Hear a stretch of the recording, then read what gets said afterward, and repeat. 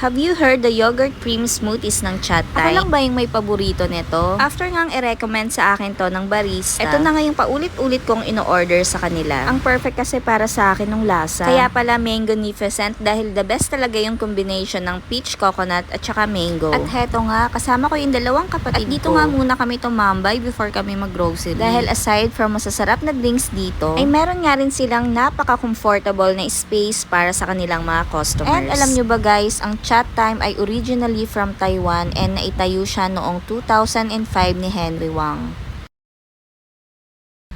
And si Gianluca Coa naman ang CEO ng Chat Time Philippines. Sa Oriental countries, ang ibig sabihin ng word na cha ay tea. Kaya Chat Time means it's time for tea. Hi, sarapan! Thank you guys for watching and don't forget to follow my page. Bye-bye!